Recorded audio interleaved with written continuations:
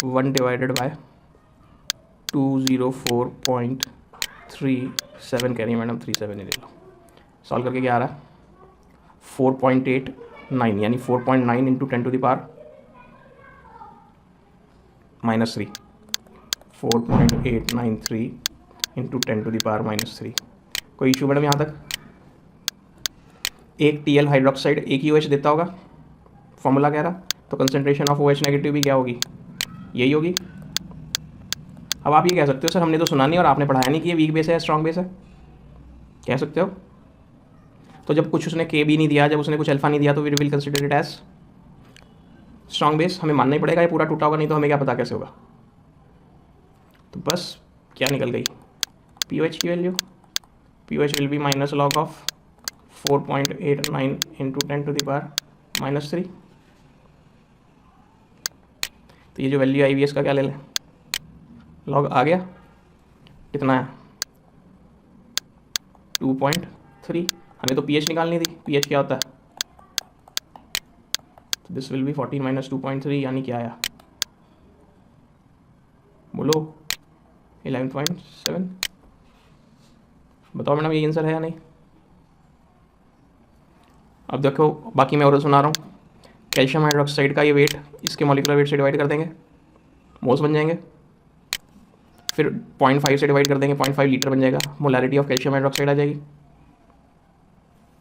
बोलो, ज़बरदस्ती मत करो, नहीं आ रहा तो बोलो नहीं आ रहा। और OH नेगेटिव की कंसंट्रेशन क्या होगी, जो भी कैल्शियम हाइड्रोक्साइड होगी उससे डबल, क्योंकि हाइड्रोक्साइड 2H नेगेटिव देता है। बोलो हो गया नहीं। अब क्या करें, उसका लॉग ले लेंगे, POH आ जाएगा, उसे 14 में से माइनस कर देंगे, हो गया। अगला तो बिल्कुल ही सिंपल है, 0.3 ग्राम को उसके मॉलिक्यूलर वेट से डिवाइड करना, एक NH से एक ही OH नेगेटिव मिलता है, 0.2 से डिवाइड कर देंगे, मोलैरिटी जो मोलैरिटी आई वही हाइड्रोक्साइड आयन की कंसंट्रेशन। बोलो मैडम डी पार्ट बताओ, हो गया नहीं हो गया।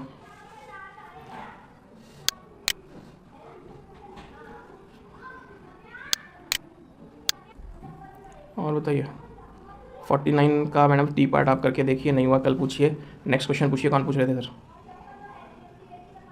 51। तो देखिए question 51, pH of this codeine का फॉर्मूला डरावना सा लगा हुआ,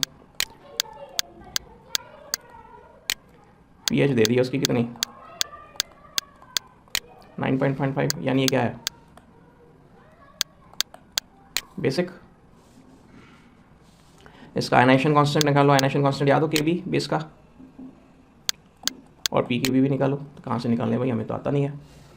तो PKB तो हमें याद आया OH negative is equal to √C PKB होता था, देखना था क्या, सॉरी CKB, PKB में गलत लेते हो।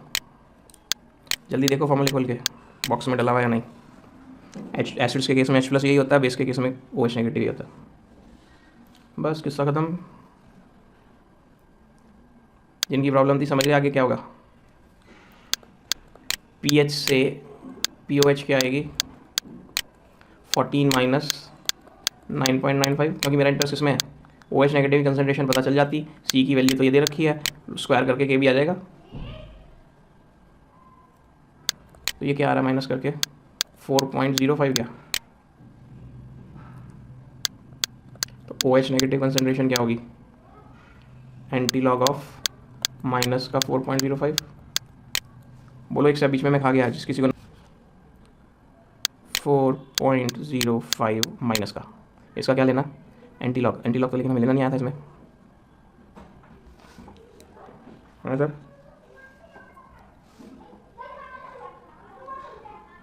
ये तो एक्सपोनेंशियल है, ln बोल ln लॉग बेस ही।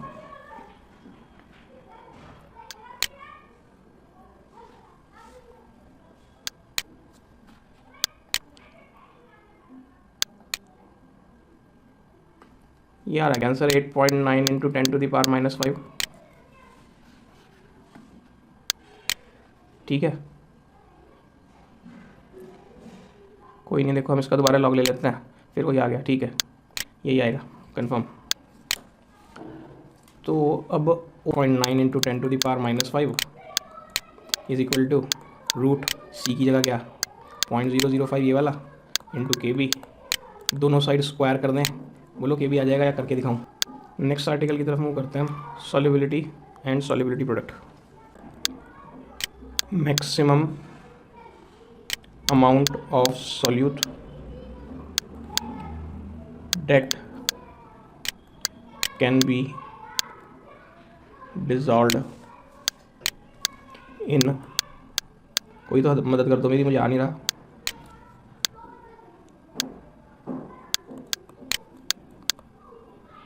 सॉल्वेंट एट गिवन टेम्परेचर, बोलो आया क्या? क्या सॉल्यूशन सैचुरेटेड हो गया होगा?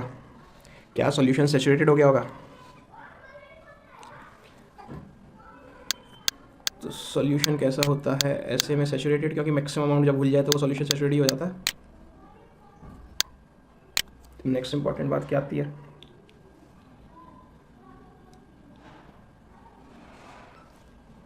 ये वर्ड का मीनिंग समझ में आता है क्या इंग्लिश के पॉइंट ऑफ व्यू से?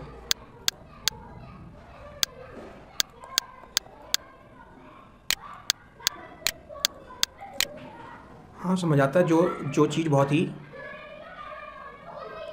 ही कम क्वांटिटी में पानी में डिजॉल्व होती है उसे क्या कहें? स्पेयरिंगली सॉल्युबल सॉल्ट। तो अगर आपको 10th क्लास याद हो तो AgCl प्रेसिपिटेट्स होते थे क्या? करो सर जल्दी याद, आपने सबने करा हुआ है 10th क्लास में प्रेसिपिटेशन रिएक्शन है NaCl plus AgNO3 gives Ag white precipitates of AgScl। कोई नई बात नहीं बोल रहा हूँ मैं। तो ये हमने नहीं सुना, ये आगे का सुन लो, बेरियम सल्फेट के भी प्रेसिपिटेट्स होते हैं। ये हमने नहीं सुना, Ag2CrO4 के भी प्रेसिपिटेट्स होते हैं, और जिसके भी होते होंगे अपने आप देगा। तो अगर मैं वाटर में AgCl डालूँ तो डिजॉल्व होगा क्या? प्रेसिपिटेट होते हैं इसके बाद, ये बात सोच के जवाब देना।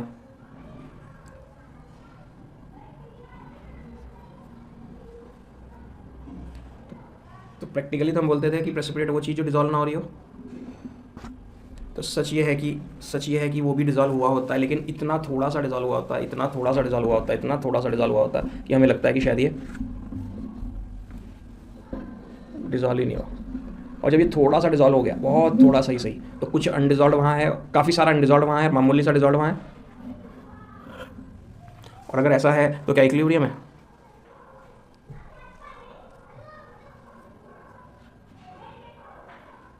इक्विलिब्रियम क्यों नहीं है? जब वहाँ काफ़ी सारा अनडिजॉल्व है, थोड़ा सा डिजॉल्व है, तो दोनों तरफ का समान नहीं हो गया।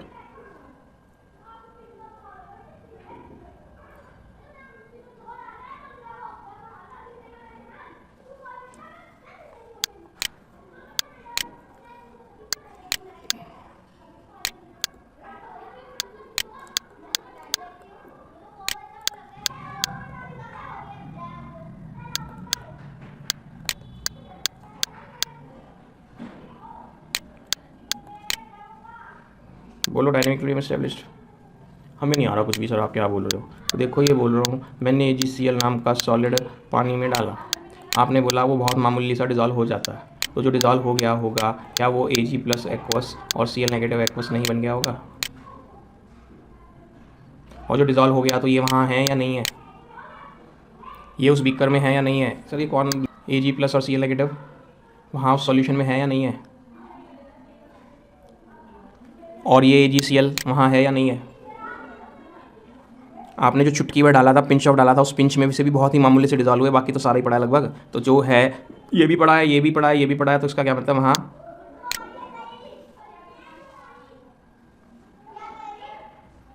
इक्विलिब्रियम है। और इक्विलिब्रियम है तो हम भी तो ये कह रहे हैं कि काम बन गया। काम बन गया मतलब इस चैप्टर में फिट हो जाएगा। अब इसका क्या होगा?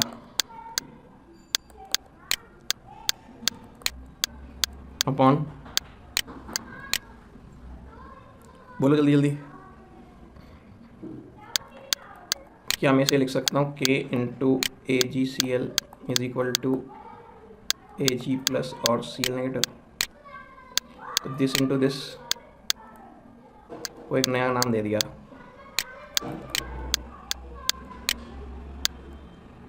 क्योंकि AgCl तो कांस्टेंट ही है ना। आपने जितना डाला था चुटकी भर, वो चुटकी भर सारा ही पड़ा है ना, उसमें से इतना मामूली सा गया, इतना मामूली सा गया कि ये कह रहा है मैं तो लगभग सेम ही हूँ, मैं तो लगभग कांस्टेंट ही हूँ। कांस्टेंट इनटू कांस्टेंट इज तो इस KSP का क्या नाम रखें?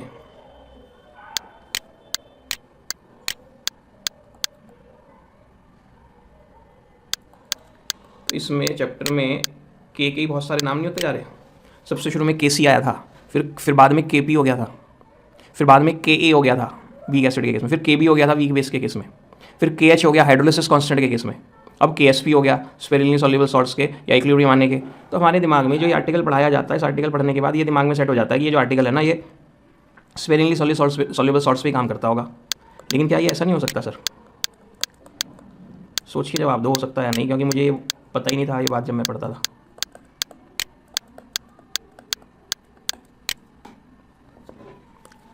मैं पानी में नमक डालता जा रहा हूँ, नमक तो खूब बढ़िया से घुलता है, स्पेरिंगली सॉल्युबल सॉल्ट थोड़ी होता है।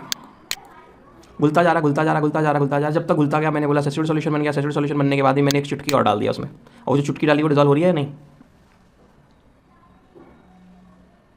देखने में पहले बोला, अच्छा देखने में डिजॉल्व हो रही है नहीं? देखने में तो हो नहीं रही, क्योंकि वो तो सॉल्यूशन सैचुरेट हो गया था, उसके बाद पढ़ी तो पढ़ी है जी डिजॉल्व ही नहीं हो रही। अब सचमुच में वो डिजॉल्व हो रही है, और जितनी डिजॉल्व हो रही है उतनी वापस प्रेसिपिटेट भी हो रही है। तो इसमें भी इक्विलिब्रियम आ गया क्या? और यहाँ क्या हुआ? यहाँ पिंच डालने से ही सीधा इक्विलिब्रियम आ गया, और यहाँ पिंच डालने से सीधा सैचुरेशन आ गया क्या? भाई जितना घुलना था घुल चुका, उसके बाद बाकी डिजॉल्व नहीं हो रहा, तो यहाँ भी तो सीधा सैचुरेशन आ गया, और यहाँ भी क्या आ गया? एट सैचुरेशन इक्विलिब्रियम आ जाएगा।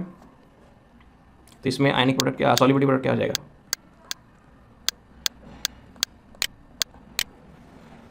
हाँ या नहीं? क्यों no sir? Na plus into Cl negative upon NaCl जो अनडिजॉल्व है उसकी कंसंट्रेशन तो कांस्टेंट ही रहेगी सॉल्ट वाले की, तो इधर आके मल्टीप्लाई होकर गायब हो गया। अब जो सॉल्युबिलिटी है इसका यूनिट क्या होता होगा? कर सकते हैं भाई, मेरे 1 लीटर पानी में ज़्यादा से ज़्यादा 3 ग्राम डिजॉल्व हो रहा है, ये तो सॉल्युबिलिटी क्या होगी? 3 ग्राम पर लीटर। और मैं अगर इसे मॉलिक्यूलर वेट ऑफ सॉल्यूट से डिवाइड कर दूं तो ये क्या बन जाएगी?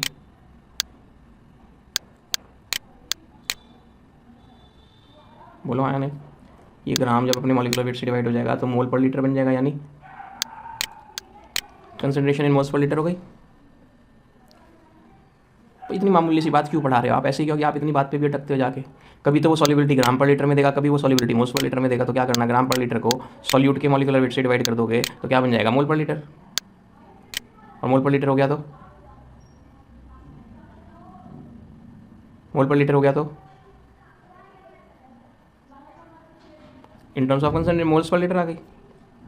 मजा सा ज़्यादा आ नहीं रहा सर, है कि नहीं? क्या ये कोई सॉल्ट हो सकता इन जनरल AXBY नाम से? मैं इसे पानी में डालता जा रहा हूँ जब तक ये डिजॉल्व हो रहा है, और जब डिजॉल्व होना बंद हो गया उसके बाद भी एक पिंच एक चुटकी डाल के छोड़ दिया, तो क्या अंदर AY पॉजिटिव और BX नेगेटिव आयन्स होंगे? कितने हैं इसमें?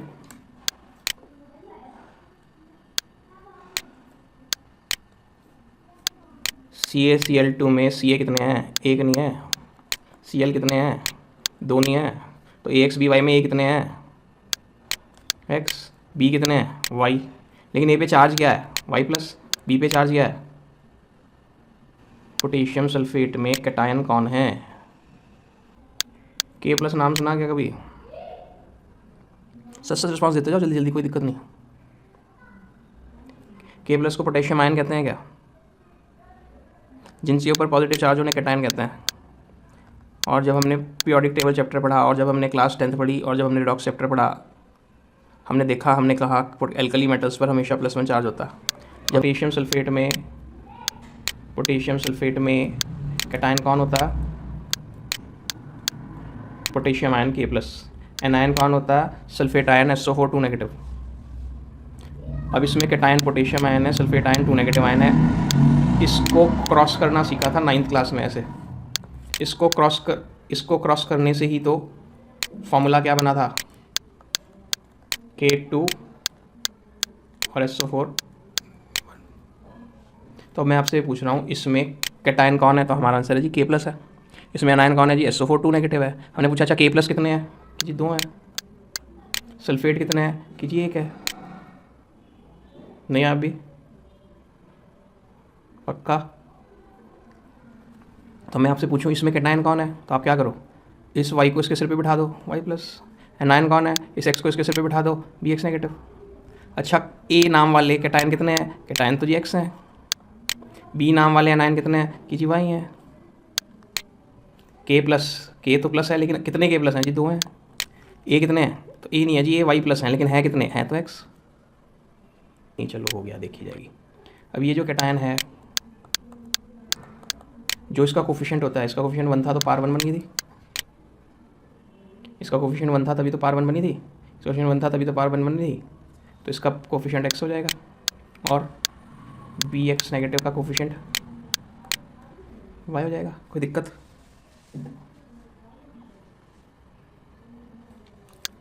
तो कोई पूछे मुझे तो आप सॉल्युबिलिटी प्रोडक्ट की डेफिनेशन बता दो, तो मैं क्या डेफिनेशन बताऊँ सॉल्युबिलिटी प्रोडक्ट की,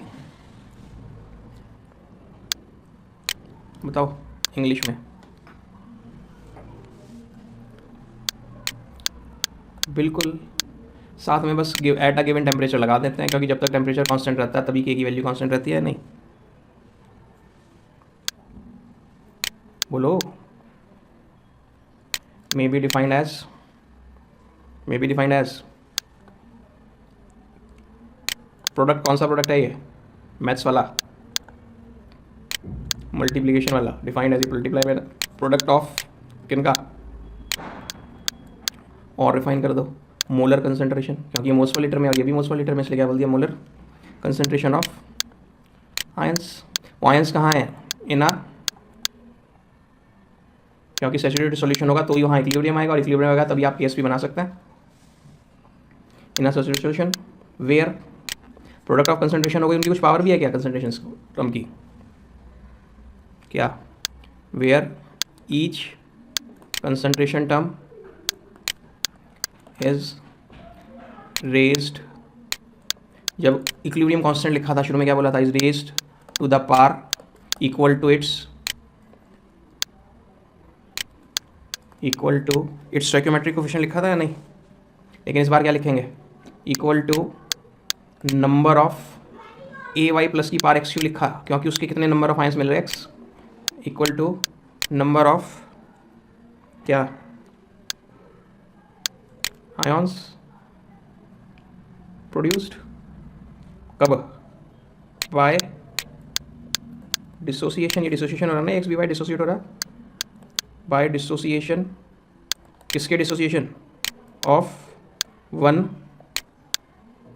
बोलो मोल लिख दो या मॉलिक्यूल लिख दो, यहाँ एक ही बात रहेगी, वन मॉलिक्यूल ऑफ इलेक्ट्रोलाइट, ये इलेक्ट्रोलाइट भी तो है जो टूट रहा पानी में आयंस में।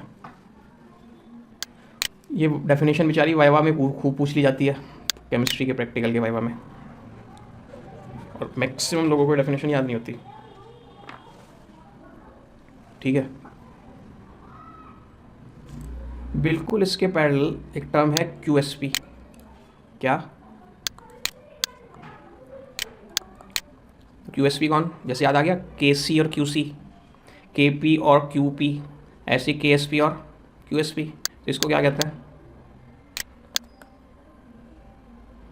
आयोनिक प्रोडक्ट, क्या कहते हैं, और आयनिक प्रोडक्ट और KSP में क्या फ़र्क है, बस बिल्कुल first class, it can be determined, कब, बोलो, हाँ any time, it can be determined whether equilibrium has been attained और नॉट, या कह दें सॉल्यूशन इज सैचुरेटेड और नॉट, क्योंकि अगर सैचुरेशन हो गया तो इक्विलिब्रियम ही होगा।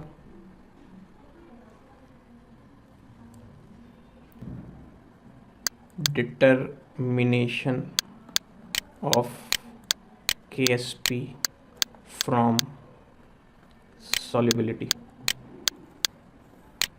And vice versa, vice versa book में नहीं लिखा होता है, मैं लिख देता हूँ, तो मैं एक बढ़िया एग्जांपल लेके चलता हूँ जिससे मेरे खूब सारे न्यूमेरिकल सॉल्व होने शुरू हो जाएंगे। मैंने Ag2CrO4 नाम का इलेक्ट्रोलाइट पानी में डाला और सेचुरेशन आ गया या मैं सेचुरेशन ले आया किसी तरह बोलूँ, तो बोलो पहले से डिसोसिएट के 2 आयंस मिलेंगे या नहीं। ये 2 इसकी पार बन जाएगा और CrO4 पूरा एक साथ है तो वो 1 बन जाएगा। अब Ag प्लस नाम के आयंस कितने हैं? 2 और CrO4 नाम के आयंस कितने हैं? 1। अब लेट सॉल्युबिलिटी ऑफ Ag2CrO4, तो सॉल्युबिलिटी तो कब होती है? इक्विलिब्रियम पे होती है, सैचुरेशन पे होती है, is S moles per litre, यानी 1 लीटर में इसके कितने मोल्स घुल जाते हैं? तो S मोल्स तो वो है ना जो घुल जाते हैं। 1 लीटर में S मोल्स तो वो है ना जो घुल जाते हैं। तो मैंने सचमुच में तो ये S मोल्स से कुछ ज़्यादा लिए होंगे सचमुच में। तो 1 मिनट के लिए अगर मैं एग्जैक्टली S लेता, ये नहीं थे और ये S तो फिर गायब हो जाएंगे, क्योंकि S तो टोटल में से वो वाले हैं जो घुल गए। ये कितने हो गए? क्योंकि 1 के मरने से ये 2 पैदा होते हैं, 1 के मरने से ये 1 पैदा होता है, तो S के मरने से ये 2S पैदा होंगे और ये ऐसे ही होंगे। तो क्या वहाँ पे ये नहीं हो पड़ा होगा? ये वहाँ पड़ा होगा, लेकिन हम S के रिस्पेक्ट में दे रहे हैं, तो S तो इसके वो वाले मोल्स हैं ना जो घुल गए। तो जो घुल गए वो वाला हिस्सा तो गायब हो गया। अब तो जो बचा होगा वो बिना घुला वाला होगा, इससे अलग वाला होगा। तो इसके KSP का एक्सप्रेशन क्या है? पहले तो फॉर्मूला बोलो, हाँ या नहीं? उड़ गए सब मेरे साथ। ये मैक्सिमम दुनिया की प्रॉब्लम है। यहाँ प्लस कहाँ से आ गया कि जी हमने यहाँ प्लस देखा तो हम वो उतार देते हैं। जो देखो बोर्ड की कॉपी कह रहा हूँ, जो आपकी आंसर शीट्स होती हैं एग्ज़ाम की, उनमें जब K का एक्सप्रेशन लिखना होता है N2 + 3H2 गिव्स 2NH3 का, तो कम से कम 11th क्लास के फाइनल एग्ज़ाम की 25% कॉपी होगा, कई बार तो 60 70% कॉपी होगा। NH3 N2 + 3H2, किसी का ये H2, किसी का 1 3 2, तो बहुत कुछ सही। लेकिन ये मान लो यहाँ एक प्रोडक्ट और होता तो प्लस लगा के वो भी यहाँ लिखा हुआ। वो बेचारे वो लोग हैं जिन्होंने कभी इक्विलिब्रियम चैप्टर का एक भी क्वेश्चन करके नहीं देखा, पढ़ा जरूर है। तो क्योंकि वो पढ़ा है तो पढ़ने में वो बात रह जाती है, यहाँ प्लस कॉपी हो जाते हैं उनके। तो this is expression for KSP। अब यहाँ पर मैं 2S का स्क्वायर लिख सकता हूँ क्या? और यहाँ पे मैं S की पावर 1 लिख सकता हूँ क्या? तो क्या बन गया ये? KSP = 4S³ या नहीं? तो S की वैल्यू आपको दी हुई थी, मान लीजिए क्वेश्चन में 1 मिनट के लिखा है, दिया हुआ था ना solubility S moles per litre. अच्छा मैं लिखा है। तो मान लीजिए S की जगह से लिखा था 2 × 10⁻³ मोल्स पर लीटर। ये क्या थी? अब देखो 10⁻³ है तो ना के बराबरी हुई या नहीं? जो भी है हमें तो वैल्यू मिल गई। यहाँ पे हम क्या करेंगे? 4 2 × 10⁻³ की पावर 3 सॉल्व करके जो कुछ भी आया वो कौन? Solubility product. तो अगर मुझे वो सॉल्युबिलिटी दे दे तो मैं KSP निकाल लूँगा ना फॉर्मूले में वैल्यूज डालते। तो ये KSP का फॉर्मूला ये सारे सॉल्ट्स के लिए होगा या इसी के लिए है?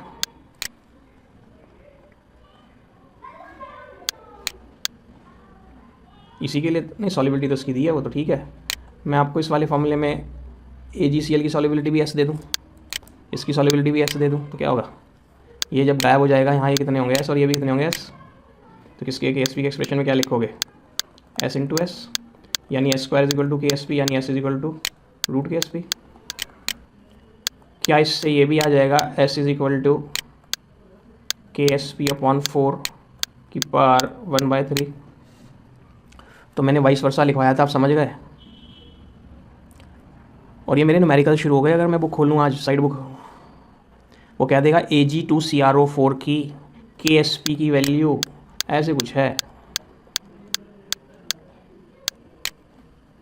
KSP की सॉल्युबिलिटी निकालो। तो मैं क्या करूँगा? ये डेरिवेशन बनाता हुआ यहाँ तक तो आ जाऊँगा, फिर KSP की वैल्यू यहाँ डाल दूँगा। ये क्यूब रूट होना है इसका मतलब, क्यूब रूट। तो क्यूब रूट कैसे निकालोगे?